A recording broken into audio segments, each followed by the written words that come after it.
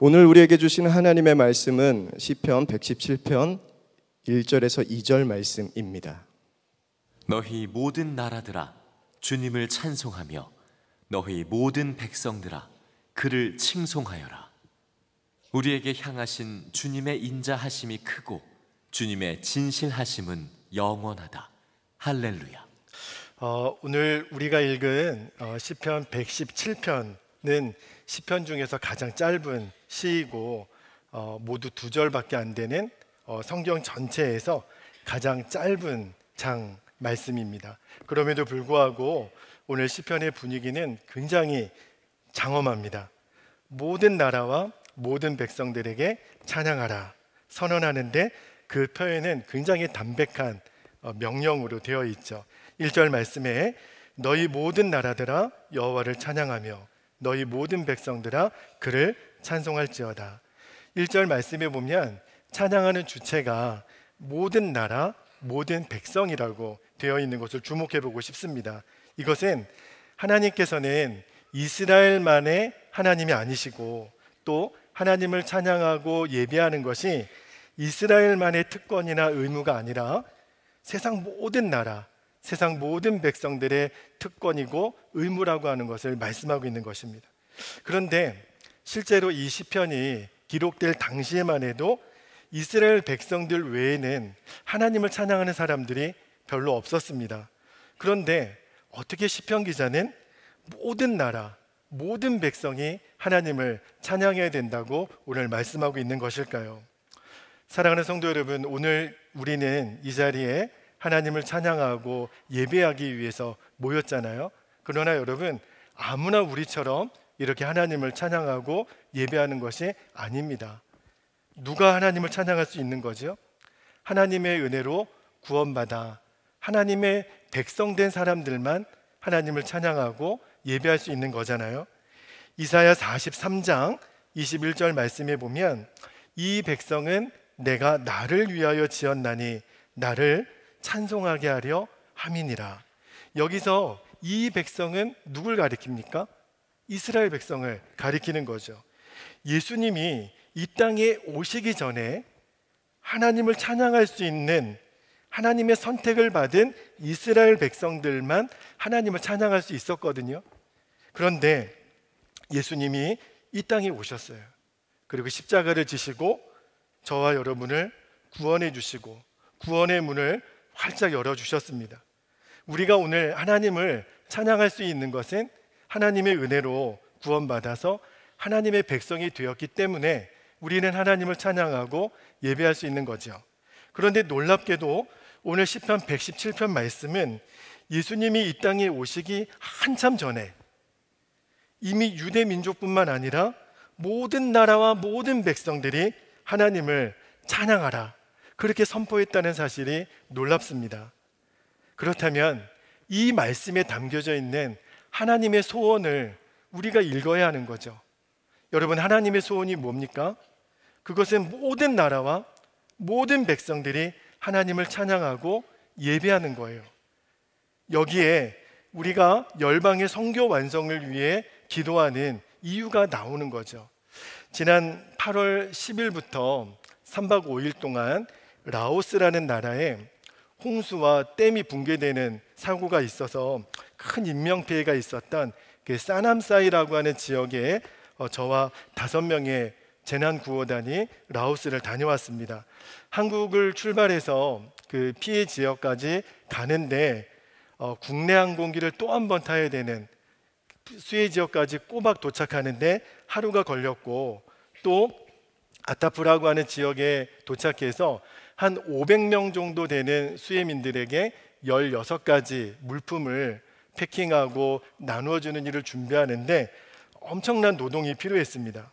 실제로 저희가 그 수해 지역인 사남사이 지역에 들어가 보니까 말로만 듣던 그 현장을 눈으로 목격하니까 너무 참담하더라고요. 그리고 저희가 구호 활동을 하는 그날에도 엄청난 폭우가 계속 쏟아져서 저희가 비를 맞아가면서 그 수해민들에게 물품을 하나하나 전달할 수 있었습니다. 그런데 그날이 주일이었거든요. 그 주일날 구호 활동을 하는데 제 마음에 두 가지 큰 어려움이 있었습니다. 하나는 구호 활동을 하면서 그 라오스 사람들에게 어떠한 종교적인 언어를 쓸 수 없었다라는 것, 그리고 전도를 할 수 있는 것이 허락이 되지 않았습니다. 철저히 중립적인 성격이어야 하는 그 재난구호의 성격도 있었지만 우리와 함께했던 그 선교사님의 그 보안을 저희가 또 지켜드리는 일도 중요했기 때문에 더더욱 그랬습니다. 그래서 저희들이 할 수 있는 일은 아무 말도 못했어요. 그저 비를 맞아가며 그 라오스 수혜민들에게 아무 말 못하고 그냥 주의 위로하심과 하나님의 은혜가 이들에게 함께하기를, 하나님, 라오스 땅에도 하나님을 예배하는 사람들이 세워지기를 원합니다, 그렇게 마음속으로 기도하면서 물품을 전해줄 수밖에 없었습니다. 그리고 그날 또 하나 제 마음에 어려웠던 것이 있었는데, 우리가 구호활동을 했던 날이 주일이었는데 하루 종일 비를 맞고 구호활동을 하는 바람에 저희가 원래 주일 예배를 저녁에 호텔에서 모여서 드리기로 했는데 우리 그 단원들이 비를 맞고 다 몸살이 났어요. 저녁에 숙소에 도착하자마자 다 감기약을 먹고 다 쓰러져서 도무지 예배를 드릴 수가 없었습니다. 그래서 제가 혼자 방에서 기다리다가 아무도 오지 않아서 마음이 너무 낙심이 되어서 주일날 이렇게 예배 못 드려도 되나, 그리고 엎드려서 기도하는데 도무지 이유를 알 수 없는 눈물이 계속 나더라고요. 그런데 그때 주님께서 제 마음에 그렇게 말씀하시는 것 같아요. 오늘 나는 너희들이 드리는 예배를 이미 받았느니라. 라오스의 수혜민들에게 우리가 구호 물품을 준비하고 또 비를 쫄딱 맞아가면서 전도했던 그 모든 일들을 하나님이 예배로 받으셨다라는 마음을 주시더라고요. 그리고 그 마음을 품고 하나님, 정말 라오스 땅에 하나님의 나라가 임하기를, 그리고 이 민족이 하나님을 찬양하는 민족이 되기를 정말 간절히 기도했습니다. 그런데 그때 제 마음에 갑자기 떠올랐던 그림이 하나 있었는데, 저희가 재난구호를 마치고 그 사남사이 지역을 떠나서 좀 멀리서지만, 그리고 차 안에서만 보았지만 그 척박한 땅에 주님의 십자가가 걸려있는 작은 교회 건물 하나를 발견했습니다. 아, 이 땅에도 하나님을 찬양하는 백성들이 있구나, 하나님을 예배하는 사람들을 주님이 이미 세워주셨구나. 하나님이 라오스 땅을 사랑하시고 하나님이 열방의 모든 민족을 통해서 찬양받기를 원하신다라는 그 말씀이 너무너무 마음으로 깨달아졌습니다. 그러고 보니 이번 라오스 재난구호가 쉽지 않은 섬김이었지만 하나님께서는 그 라오스 땅에서 받으신 예배였고 찬양이었던 것을 알게 됐습니다. 그리고 나중에 선교사님을 통해서 알게 됐어요. 그 아타프라고 하는 지역에서 선교사님이 본인이 선교사라고 말도 못하고 8년 동안 그냥 삶으로 복음을 전해서 36명의 개종자들이 나타났다는 거예요. 제가 정말 기도하는 것은 이 36명의 개종자들이 이제 주님의 신실한 제자가 되어서 이 아타프 지역에 세워지는 첫 교회, 첫 성도들이 되기를 여러분도 함께 기도해 주시기를 바랍니다. 시편 22편 27절, 28절 말씀에 보면 땅의 모든 끝이 여호와를 기억하고 돌아오며 모든 나라의 모든 족속이 주의 앞에 예배하리니 나라는 여호와의 것이요 여호와는 모든 나라의 주제심이로다. 아멘. 우리가 날마다 하나님 나라의 완성을 위해서 기도하는데 그 열매가 뭐냐면 이 지구상에 있는 모든 백성, 모든 나라에서 하나님을 예배하게 되고 하나님을 찬양하게 되는 것이, 그 역사가 나타나도록 기도하는 것이 우리가 하나님의 나라가 이 땅에 임하도록 기도하는 내용이에요. 이것이 우리를 향한 하나님의 뜻이고 우리를 부르신 하나님의 계획인 줄 믿습니다. 할렐루야. 예전에 그 솔티라고 하는 어린이 찬양대가 부른 찬양 중에 아이들끼리 이런 질문을 주고받는 가사가 제가 기억이 났습니다. 한 아이가 아이들에게 묻는 거예요. 얘들아, 우리가 왜 손뼉 치면서 하나님을 찬양하는 줄 아니?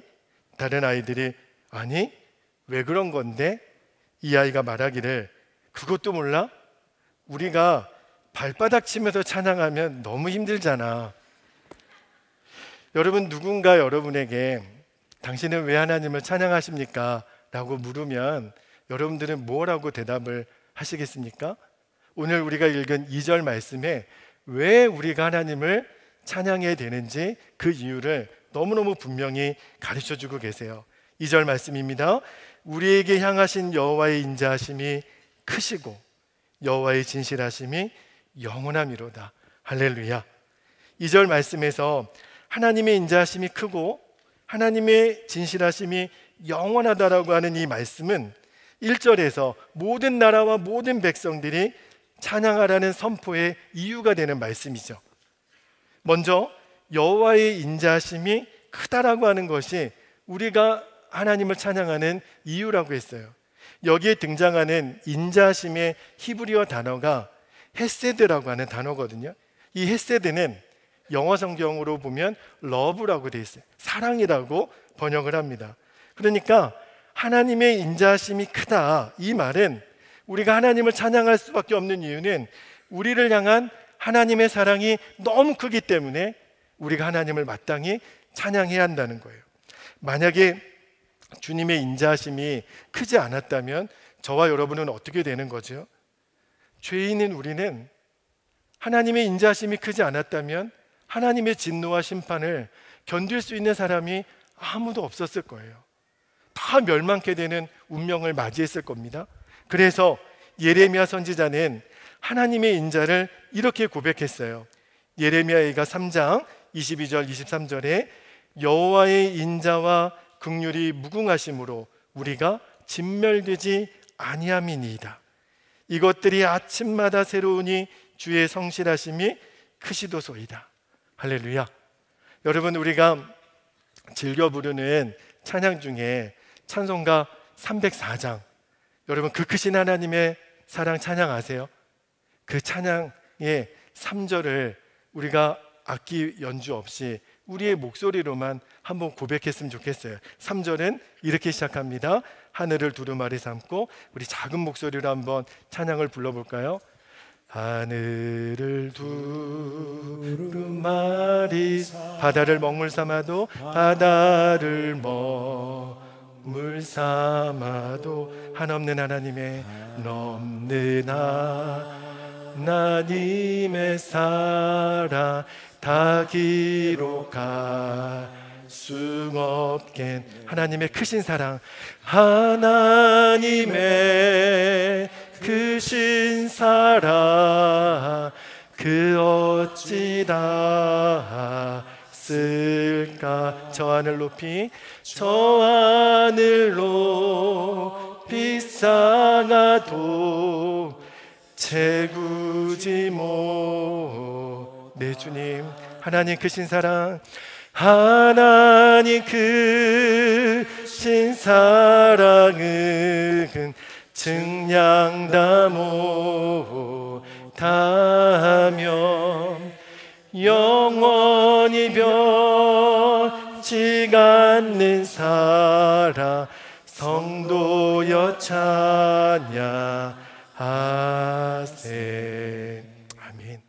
저는 예전에 이 찬양의 요 3절 가사가 잘 이해가 되지 않았어요. 이거는 과장을 해도 너무 좀 심했다.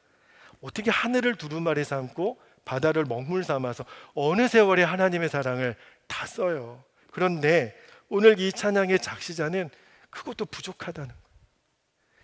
하늘을 두루마리 삼고 바다를 먹물 삼아도 다 못 쓴다고. 여러분도 그렇게 공감이 되시나요? 인간이 할 수 있는 사랑 중에 최고의 사랑을 부모의 사랑이라고 합니다.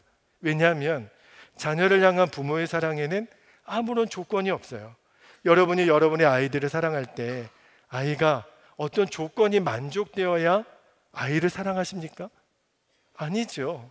그냥 사랑되는 거죠. 저절로 되는 거죠. 만약에 자녀를 살리기 위해서 누군가의 생명이 필요하다면, 여러분이 부모라면 기꺼이 내 자녀를 위해서 생명을 줄 수 있지 않습니까? 그런데 하나님은 우리 사람들에게는 자녀를 사랑할 때 그렇게 사랑하라고 우리에게 유전자를 주시고, 당신의 하나밖에 없는 아들 예수에게는 너무너무 모진 아버지셨어요. 예수님이 이 땅에 오시기 전에 아버지 하나님은 아들 예수님에게 아침마다 깨우치시기를 너는 가서 죽어야 된다. 이 땅에서 받아야 될 고난에 대해서 아침마다 아들 예수에게 깨우치셨습니다. 이사야 50장 4절부터 6절까지 말씀을 보면 주 여호와께서 학자들의 혀를 내게 주사 나로 곤고한 자를 말로 어떻게 도와줄 줄을 알게 하시고 아침마다 깨우치시되 나의 귀를 깨우치사 학자들 같이 알아듣게 하시도다. 주 여호와께서 나의 귀를 여셨으므로 내가 거역하지도 아니하며 뒤로 물러가지도 아니하며 나를 때리는 자들에게 내 등을 맡기며 나의 수염을 뽑는 자들에게 나의 뺨을 맡기며 모욕과 침뱉음을 당하여도 내 얼굴을 가리지 아니하였느니라. 여러분, 세상에 이런 나쁜 아버지가 어디 있어요? 하나밖에 없는 아들에게 너는 가서 죽어야 한다고, 사람들이 너 등을 때리면 피하지 말고, 너를 때리면 물러서지도 말고, 뺨을 때려도 얼굴을 돌리지 말고, 너에게 침을 뱉어도 너는 피하지 말라고. 아침마다 아버지 하나님은 아들 예수에게 말씀하시고 또 말씀하셨습니다. 여러분, 누가 내 아이에게 욕 한마디만 해도 우리는 견딜 수 없는 부모입니다. 그런데 왜 하나님은 이 방법밖에 왜 이렇게 하신 걸까요? 아들 예수를 십자가에서 죽게 하시지 않으면 저와 여러분을 구원할 수 있는 방법이 없으니까. 로마서 8장 32절에 자기 아들을 아끼지 아니하시고 우리 모든 사람을 위하여 내주시니가 어찌 그 아들과 함께 모든 것을 우리에게 주시지 아니하겠느냐. 여러분, 우리가 하나님께로부터 받은 사랑의 그 크기와 그 넓이를 아는 사람이라면 찬송가 304장의 3절의 말씀은 절대로 과장법이 아니죠. 오히려 저 태양계를 두루마리 삼고 저 태양을 녹여 먹물 삼아도 다 쓸 수 없는 것이 하나님의 사랑의 크기입니다. 할렐루야. 또 하나, 우리가 하나님을 찬양해야 되는 이유는 여호와의 진실하심이 영원하기 때문이라고 말씀하셨습니다. 2절 말씀을 다시 읽겠습니다. 우리에게 향하신 여호와의 인자하심이 크시고 여호와의 진실하심이 영원함이로다. 할렐루야. 여기서 진실함을 뜻하는 히브리어 단어는 에메트라고 하는 단어가 기록되어 있는데, 이 말의 뜻은 어떠한 환경에서도 변하지 않는, 또 하나 반드시 약속을 지키는 그런 뜻이 담겨져 있어요. 그런데 이 하나님의 진실하심이 영원하다라는 거예요. 끝이 없다라는 거예요. 여러분, 이 말씀이 우리에게 얼마나 큰 위로가 되고 힘이 되는지 모릅니다. 나에 대한 아내의 태도가 달라지고, 나에 대한 남편의 태도가 달라지고, 나에 대한 다른 사람의 태도가 달라지는 것을 우리는 너무너무 견디기 어려워합니다. 그렇죠? 여러분, 우리가 싸울 때 자주 쓰는 표현이 있잖아요. 왜 이랬다 저랬다 하는 거야. 이게 우리예요. 변덕이 죽을 듯하는 모습이 바로 나의 모습이라고요. 그런데 만약에 하나님이 우리처럼 상황에 따라 달라지고 시간에 따라 달라지고 마음이 달라지고 변덕스러우셨다면 우리 중에 누가 온전하게 존재할 수 있겠어요? 상황에 따라 달라지는 그 주의 진노하심을 견딜 수 있는 사람이 과연 우리 중에 누가 있겠습니까? 영국의 유명한 설교가였던 찰스 스펄전 목사님이 한 번은 어느 시골 농가 마을을 방문했습니다. 농가의 마당에 한쪽에 커다란 풍향계가 하나 있었는데, 그 풍향계 밑에는 그 바람의 방향을 가리키는 화살촉이 바람이 부는 대로 막 이리저리 움직이고 있었습니다. 스펄전 목사님이 그 모습을 보고 참 재밌다. 그리고 가만히 가서 보니 그 화살촉 밑에 표가 하나 달려 있었는데, 그 표에 작은 글씨로 무슨 글귀가 하나 쓰여져 있었어요. 그게 뭔가 봤더니 하나님은 사랑이시니라. 요한일서 4장 16절 말씀이 거기에 기록이 되어 있었답니다. 스펄전 목사님이 의아스러워서 그 농부를 불렀어요. 주인장, 설마 하나님의 사랑이 바람 부는 대로 바뀐다는 뜻은 아니겠죠? 그러니까 그 농부가 대답하면서 웃으면서 대답하기를 물론입니다. 정반대이지요. 바람이야 어떤 방향으로 불든지 간에 하나님의 사랑은 절대로 변할 수가 없는 거지요. 그 말씀을 여기 적어 놓은 겁니다. 정말 아멘이지요. 또 하나, 하나님의 진실하심이 영원하다는 뜻은 하나님은 반드시 약속을 지키시는 분이시라는 거예요. 여러분, 하나님의 성품 중에 치명적인 약점이 하나 있습니다. 그게 뭐냐면 우리 하나님은 거짓말을 못하세요. 우리는 입만 열면 거짓말인데 하나님은 거짓말을 못하세요. 민수기 23장 19절에 하나님은 사람이 아니시니 거짓말을 하지 않으시고 인생이 아니시니 후회가 없으시도다. 어찌 그 말씀하신 바를 행하지 않으시며 하신 말씀을 실행하지 않으시랴. 하나님이 우리에게 말씀을 주셨어요. 신구약 성경이 66권으로 되어 있고 3만 절이 넘는 말씀이 기록되어 있습니다. 다 이 말씀이 약속이에요. 3만 절이 넘는 모든 말씀이 하나님의 약속이에요. 여러분, 약속은 뭐 하라고 있는 거죠? 지키라고 있는 거예요. 그렇지요. 여러분, 우리가 하나님은 이 3만 절이 넘는 모든 말씀을 지금까지 신실하게 지켜오셨고 앞으로도 그렇게 하실 거예요. 우리가 알고 있는 여러 말씀 중에 마태복음 28장 20절에 보면 내가 세상 끝날까지 너희와 항상 함께 있으리라. 여러분, 수만 가지 말씀 중에 이 한 가지 약속만이라도 하나님은 반드시 지키실 줄을 믿는다면 우리가 두려워할 게 뭐가 있어요? 세상 끝날까지 하나님 나와 함께 하신다고 약속하셨는데, 그리고 그 하나님은 지킬 것인데 우리가 염려하고 걱정할 게 뭐가 있겠어요? 여러분, 이제는 하나님을 찬양해야 될 이유가 여러분에게도 분명해지셨습니까? 9.11 테러 때 쌍둥이 빌딩이 붕괴됐죠. 그때 그 잔해 속에서 생존자를 찾는 작업을 하는 것을 제가 유심히 본 적이 있어요. 우리나라에서도 예전에 삼풍백화점이 무너졌을 때도 비슷한 구조 작업을 했었는데, 구조대원들이 그 잔해 속에서 생존자를 찾을 때 첫 번째 하는 작업이 있다고 합니다. 그게 뭐냐면 소리를 듣는 거예요. 만약에 그 잔해 속에 생존자가 있으면, 그리고 그 사람에게 아직 의식이 있다면 뭔가 소리를 내지 않을까? 그가 비록 다리가 부러졌을지라도, 그가 몸이 상했을지라도 뭔가 소리를 내지 않을까? 또 이런 두드리는 소리가 들린다면, 아, 저 잔해 속에 아직 생존자가 있다, 그렇게 판단할 거 아닙니까? 여러분, 하나님이 우리를 보실 때도 꼭 그렇다는 생각이 들었어요.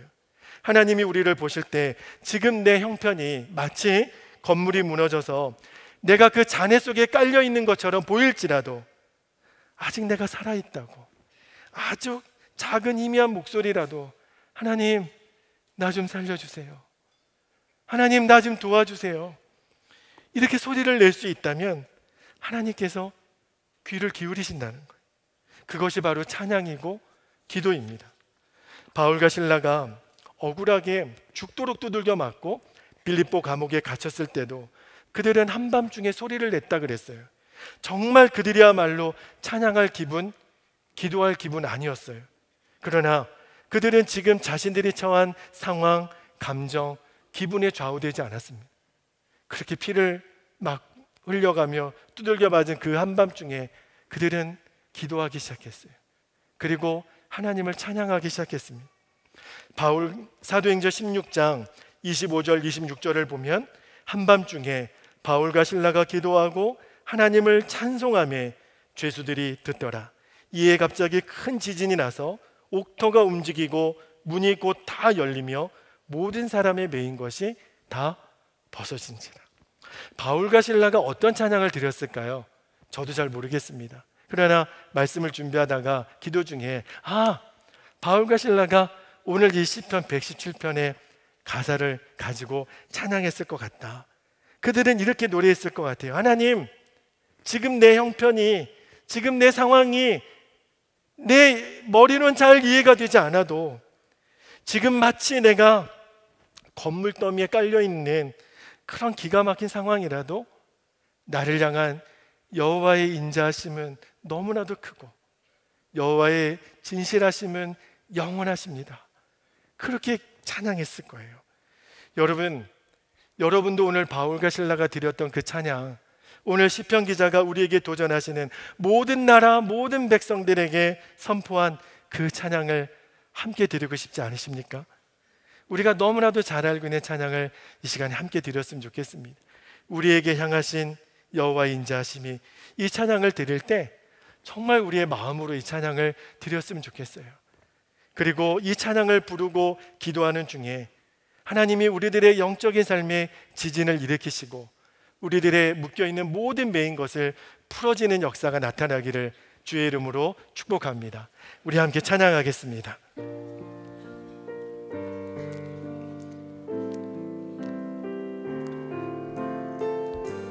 우리가 할 수 있는 전심으로 찬양합시다.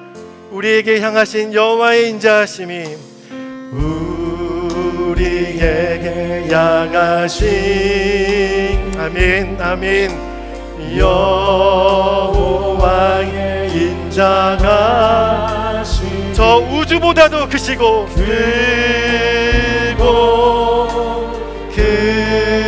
크도다, 크시도다. 아가 크고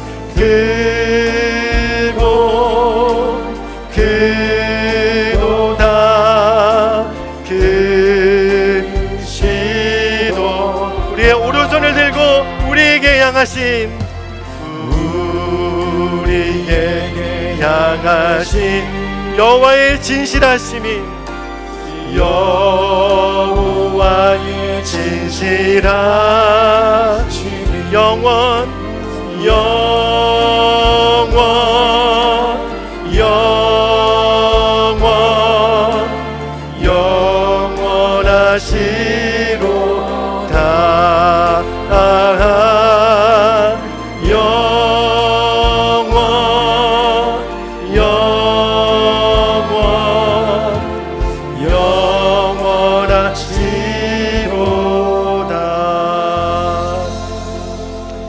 이 시간에 우리가 성찬을 받기 전에 함께 우리 기도하고 싶습니다. 이 시간에 기도할 때 우리의 문제에서 눈을 들어 하나님의 얼굴을 바라보기를 원합니다.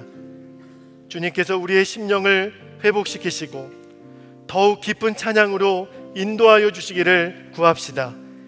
여호와의 인자하심이 크시며 여호와의 진실하심이 영원하시다라는 고백이 오늘 나에게 실제가 되게 하여 주옵소서. 그래서 우리의 찬양이 하나님의 하나님 되심을 세상에 전하는 통로가 되게 하여 주옵소서.